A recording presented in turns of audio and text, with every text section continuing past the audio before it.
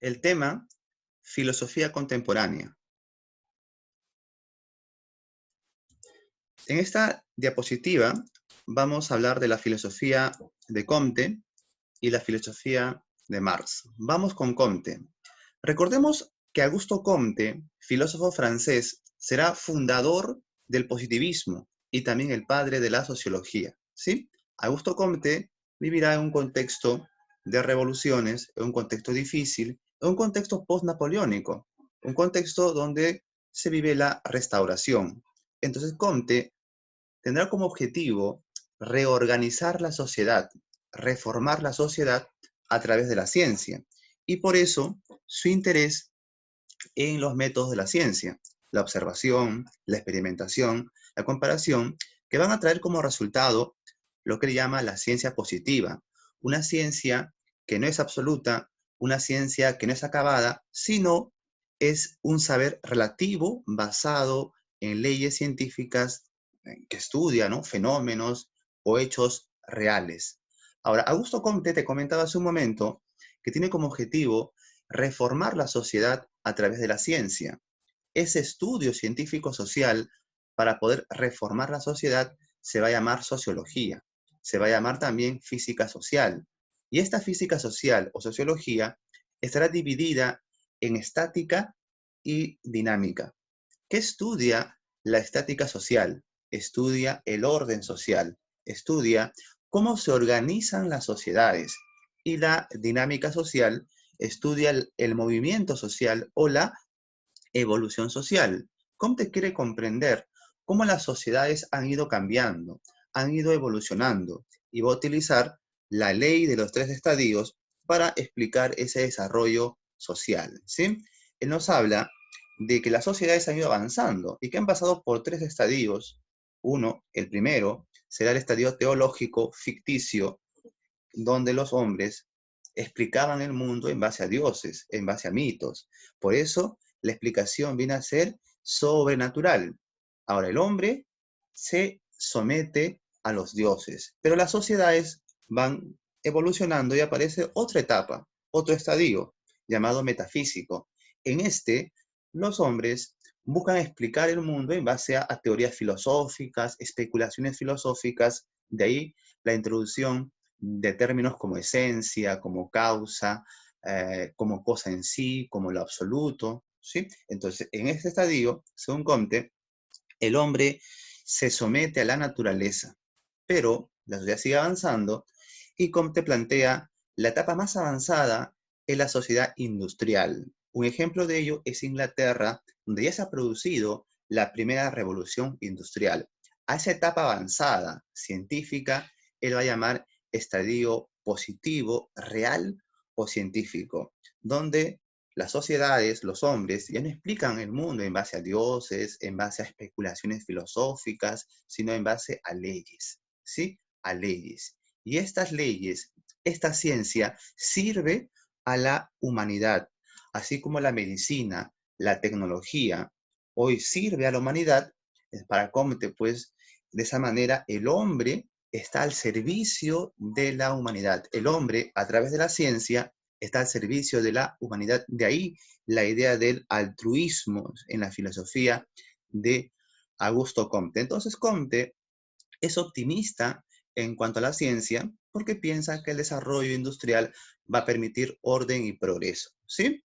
Entonces, si Comte piensa en una reforma y piensa pues que la ciencia permite desarrollo, la postura opuesta será Carlos Marx. Marx y su compañero Federico Engels van a desarrollar una filosofía llamada marxismo, ¿sí? Llamada marxismo. El marxismo de Marx y Engels va a ser entendida como una concepción científica del mundo que explica la realidad en base a las leyes más generales, como las leyes de la dialéctica, ¿sí? Ahora, recordemos que el marxismo va a estar dividido, ¿sí? Dividido en tres partes. Una parte que es la filosofía, otra que es la economía política, y al final tendremos el socialismo científico, ¿sí? ¿No? Son las tres partes integrantes del marxismo. Y profe, te preguntarás, ¿cuál es la filosofía marxista? ¿Cómo se le conoce? El nombre que toma va a ser materialismo dialéctico.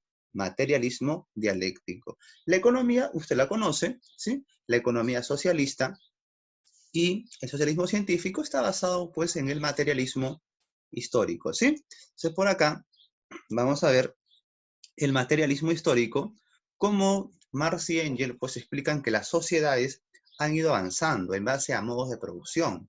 El concepto que ellos introducen, que ellos desarrollan, es el concepto de modos de producción, ¿no?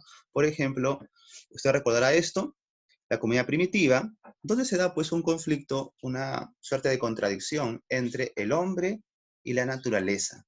Luego surge otro modo de producción llamado el esclavismo, donde se da una contradicción, una lucha entre el amo y el esclavo. Después, el modo de producción feudal, donde se da esa contradicción entre el señor feudal y el siervo.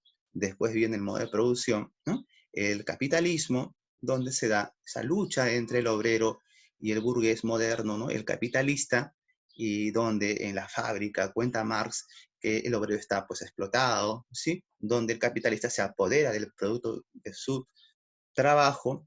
De esa manera, él busca superar pues esta sociedad capitalista a través de una revolución socialista para poder llegar a una etapa de transición, que es el Estado socialista, para llegar después a el objetivo, que es el comunismo, ¿no? Una sociedad sin clases, sin diferencias, sin propiedad privada, sin Estado, donde el principio comunista será dar a cada quien según su capacidad y según su necesidad. De esa manera, la distribución de los recursos será equitativo y así pues podemos hablar de una justicia social, ¿sí? De esa manera, Engels va a entender pues que el hombre es un ser social. Marx va a entender que el hombre es un ser que se define por sus relaciones económicas y sociales, que están ubicadas en un determinado modo de producción. De esa manera, Marx y Engels entenderán que el hombre no es un ser abstracto, sino es un ser concreto, es un ser histórico que se define por sus relaciones de producción. Es así como la producción, el trabajo, va a permitir el desarrollo de la humanidad, ¿sí? Del hombre. Bueno, sería una síntesis de lo que es el marxismo. Vamos ahora con otra diapositiva donde vamos a hablar de la filosofía de Nietzsche y la filosofía de Martin Heidegger, ¿sí? Vamos con Nietzsche.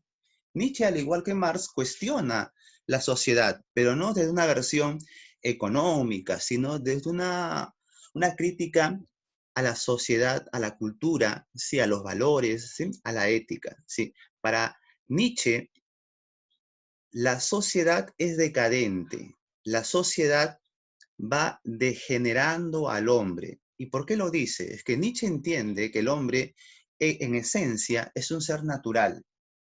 Para él, lo natural tiene que ver con lo biológico o la vida, que significa pues voluntad de poder, impulso, deseo, sexualidad, competencia, egoísmo, ¿no? ¿Sí? Eso en esencia es el hombre, pero la sociedad, la cultura ha ido degenerando al hombre. ¿Y por qué? Porque la cultura occidental para Nietzsche se funda en la filosofía metafísica, fundamentalmente de Platón, de Sócrates, de Kant. Ahora, hablemos de Platón. Lo que ocurre con Platón es que él crea un mundo inteligible, un mundo suprasensible, donde hay valores perfectos, ideas perfectas. Por ejemplo, la idea de justicia, la justicia en sí, la belleza en sí. Esta filosofía va a exaltar lo metafísico, va a exaltar lo sobrenatural y va a afirmar lo absoluto. De ahí la creencia en que existe una única justicia, ¿sí? Que la justicia es un ideal que se encuentra en un mundo suprasensible, en un cielo, y que pues hay un ser, un cristiano, un filósofo que logra contemplar esa idea y que en este mundo da normas justas, da leyes justas que nadie puede cambiar, ¿no? Esa idea de verdad absoluta, de única verdad, Nietzsche busca cuestionarla. Esa idea de que existe un solo Dios, una sola ciencia, una sola moral, una sola verdad, como te decía Nietzsche, la busca cuestionar. Y de ahí que plantea un nihilismo. El nihilismo para Nietzsche es positivo. ¿Por qué positivo? El nihilismo busca negar. ¿Negar qué cosa? Negar los valores absolutos. No, negar estas filosofías, como la de Platón, ¿sí? Y busca, al negar lo absoluto, afirmar lo natural, lo que somos, te decía, ¿no? La vida, voluntad de poder, ¿sí o no? De ahí que este nihilismo en Nietzsche se va a expresar en su famosa frase, ¿no? Dios ha muerto, ¿sí? Y tú lo has matado. La muerte de Dios para Nietzsche significa el fin de estas verdades, estos valores absolutos, ¿sí? Esta muerte de Dios va a dar inicio, ¿sí? A una nueva moral que se va a ir construyendo y que la va a construir pues el superhombre, ¿no? También por acá vemos una comparación, mira, una comparación en la filosofía de Nietzsche se muestra entre la moral del siervo y la moral del señor, ¿sí? O del amo. La moral del siervo es la moral basada pues en la debilidad para Nietzsche, ¿no? ¿Sí? En la solidaridad, en el amar la muerte, en seguir conceptos metafísicos. Esta moral del siervo es la moral del hombre común, ¿sí? Mientras que la moral del amo, del señor, busca la jerarquía, busca superarse a sí mismo constantemente, también busca afirmar la vida, ¿sí? Afirmar lo que en esencia somos, deseo, sexualidad, competencia, ¿sí? Energía, y también la que busca cambiar los valores, dejar los valores cristianos, ¿sí? Conservadores, para llegar a crear nuevos valores, ¿sí?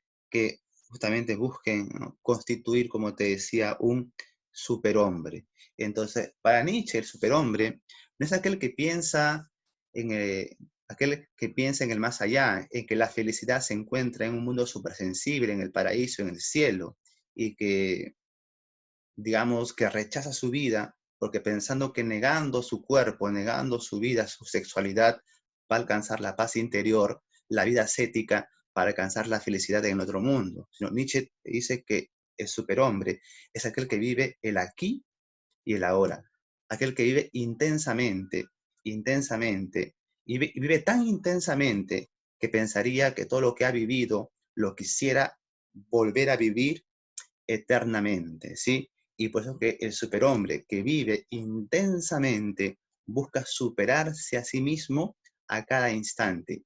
Y para poder superarse a sí mismo constantemente, debe construir para destruir. Debe construir nuevos sistemas de valores para luego destruirlos y crear nuevos. Y así el superhombre, como te comentaba, se va superando a sí mismo, ¿sí? Vamos con la filosofía de Heidegger. Heidegger ya pertenece al siglo XX y Heidegger tiene el tema de la ontología, ¿sí? La ontología que en términos también puede ser llamada metafísica, ¿no? ¿Sí? De alguna manera podemos decir que en términos generales, ¿sí? Metafísica es ontología, ¿sí? Así lo vas a encontrar en los libros. Ahora, la ontología, si vamos a su definición más estricta, es aquella disciplina que estudia el ser. Ser. Muy bien. Entonces, Heidegger, ¿qué buscará? Restablecer la metafísica, ¿sí? O sea, volver al estudio de la metafísica y renovarla. Profe, ¿por qué renovarla? Lo que pasa es que los filósofos han confundido. Los filósofos históricamente han pensado hablar del ser, de lo más general, ¿sí? Del universo, de todo, pero no han hablado de todo, sino han hablado de las partes, de los entes, de los objetos, ¿no? De los particulares. Así como un Tales. El Tales de Mileto, quería comprenderlo todo, ¿sí? Pero decía que el principio de todo era el agua, que el todo era el agua, pero el agua no es el todo. El agua es un ente, es una parte del todo. O sea, ha habido esa confusión, ¿no? Por ejemplo, un Aristóteles decía que el ser del hombre es su razón, pero el hombre solo es razón. No, pues han confundido. Entonces, ponen lo más general con lo particular. Entonces Heidegger dice pues que debemos diferenciar estos dos términos, ¿sí? El ser es un tema muy general abordado por la filosofía, mientras que los entes, hablar de partes, de objetos, de descripciones de objetos, se refiere a la ciencia. ¿Y qué debemos hacer para comprender el ser como filósofos? Ya. Para que se dé la comprensión del ser, debemos desarrollar una analítica existencial. ¿Qué significa eso? O sea, una antropología filosófica. En otras palabras, un estudio del hombre. ¿Y por qué? Bueno, ocurre que históricamente los filósofos han diferenciado entre sujeto y objeto. Esta distinción, esta dualidad sujeto-objeto, se da con Descartes. Para Descartes, ¿el hombre qué es? Es conciencia, ¿no? Es yo pensante, mientras que los objetos son extensión, son materia, ¿verdad? De esa manera, cuando el sujeto entra en contacto con las cosas, las conoce, se las representa. Esa dualidad sujeto-objeto aún la mantenemos, ¿no? Pero Heidegger quiere romper esa separación, esa dualidad sujeto-objeto. Sino él nos va a decir que el sujeto está en el mundo, el hombre está inserto en el mundo, que no existe esta separación entre sujeto y objeto, sino que hay una estructura única, o sea, el hombre es un ser en el mundo, una única estructura, el hombre inserto en el mundo, ¿sí? De esa manera, si en el hombre, ¿no? Si el hombre está en el mundo, es a través del hombre podemos llegar a la comprensión del ser. Y además, en todo lo que dice el hombre, lo que hace el hombre, está presente el ser. Por ejemplo, cuando usted dice, es inteligente, es bella, tiene 18 años, intentas comprender lo más general, lo que es la persona. Cuando nos preguntamos, ¿qué es ser peruano? ¿Qué es ser latinoamericano? Estamos preguntándonos por lo más general, ¿te das cuenta? Cuando nos preguntamos qué sentido tiene la vida, ¿sí? ¿Qué es el universo, no? ¿Qué lugar ocupa el hombre en el universo? Estamos intentando comprender lo más general. Entonces, si comprendemos al hombre, comprenderemos el sentido del ser, de la realidad. Entonces hemos dicho que esto se llama analítica existencial, donde el hombre es entendido como un Dasein, en alemán, es un término alemán, que en términos sencillazos quiere decir hombre, pero que Heidegger también lo va a llamar ser ahí. ¿Por qué? En el hombre se encuentra el ser ahí, en el hombre, ¿sí?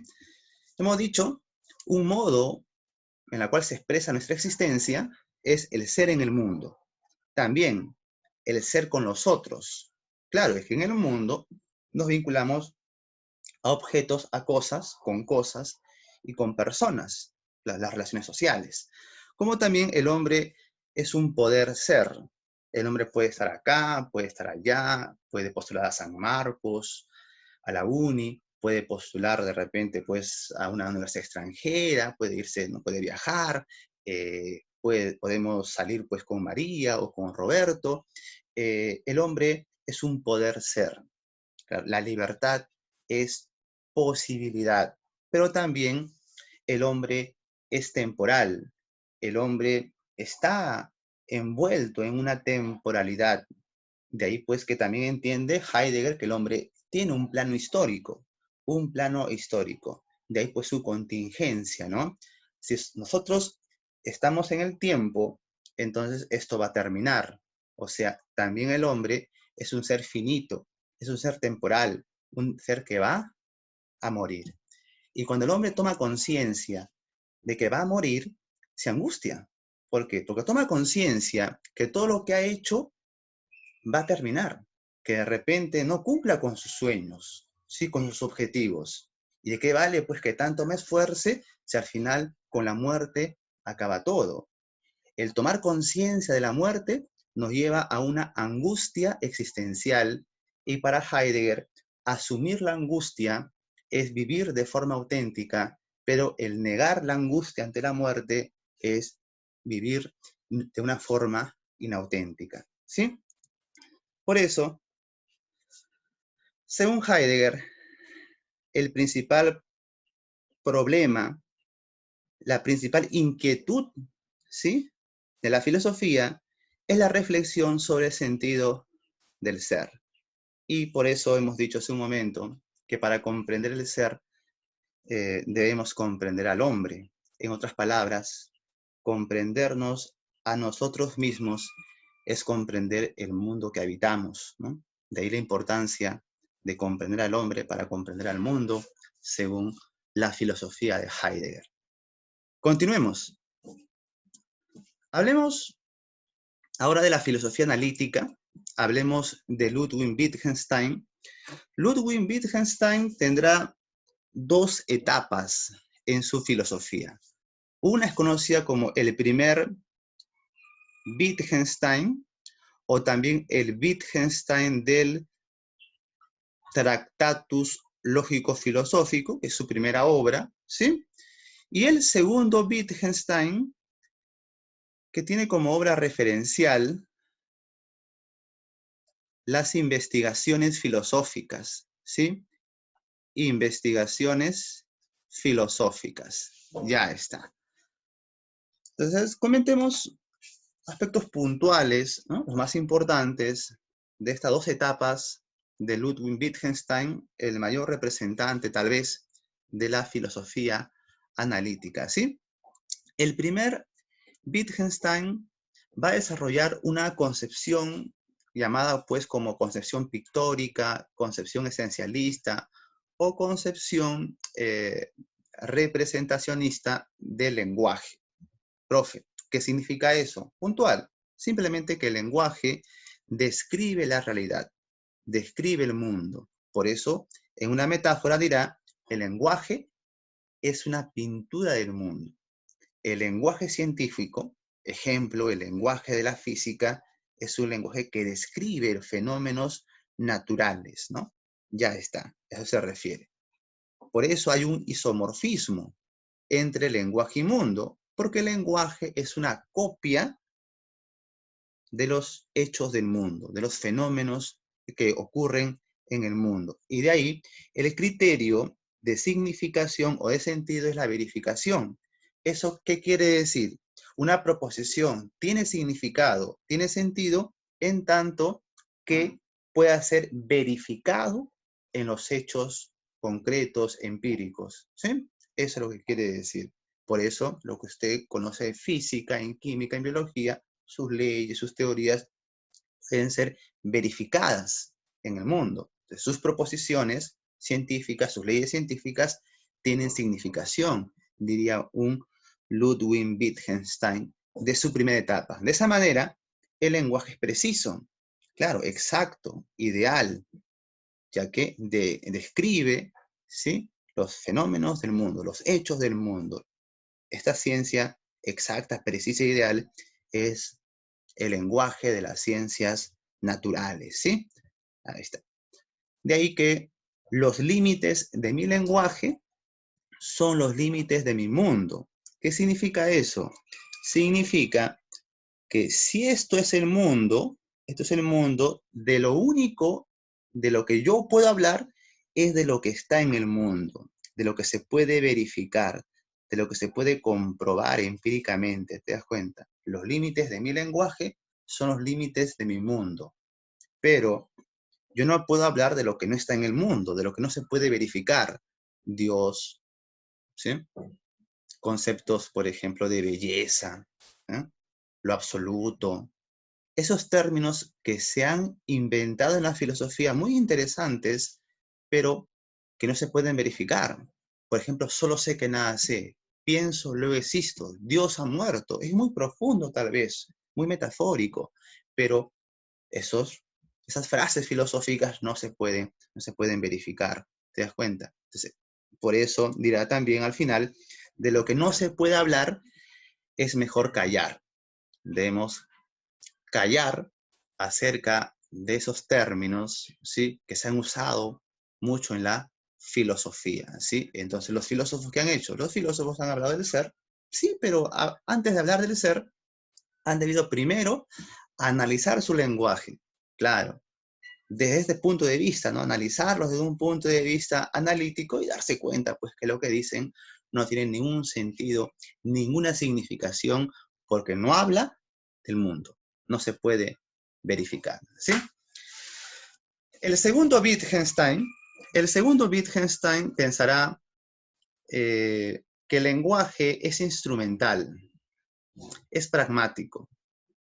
Él como que va a ampliar su teoría, ¿sí? Como que va a cuestionar su teoría anterior y como que va a dar una visión más amplia, ¿sí? Con esta segunda etapa. ¿Por qué? Porque va a decir el lenguaje asemeja a una caja de herramientas. O sea, tiene distintas funciones.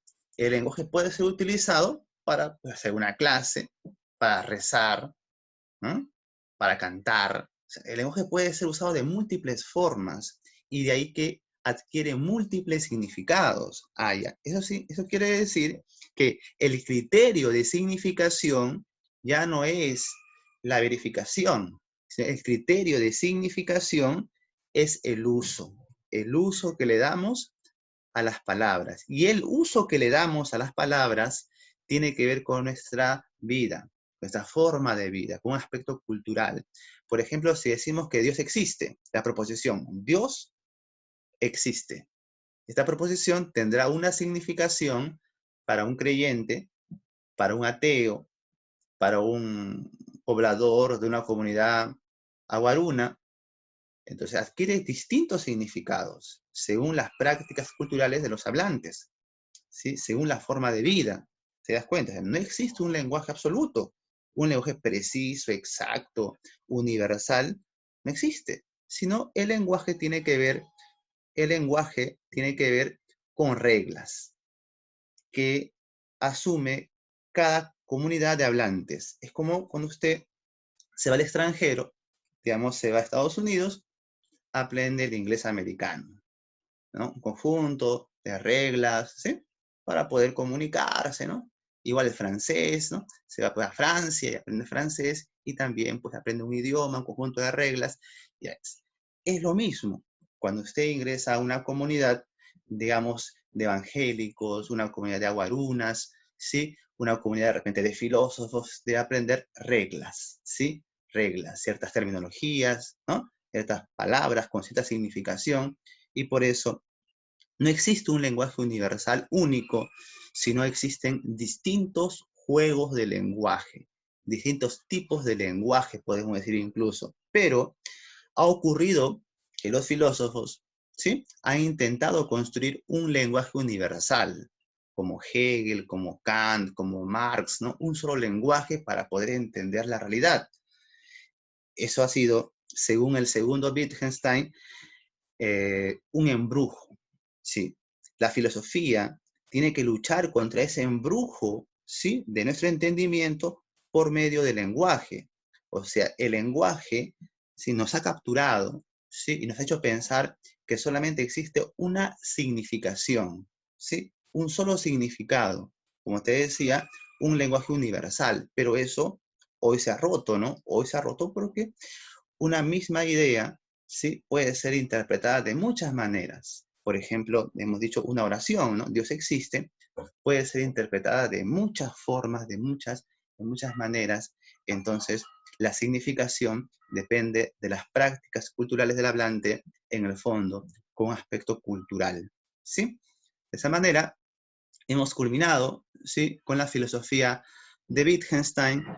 Muchas gracias.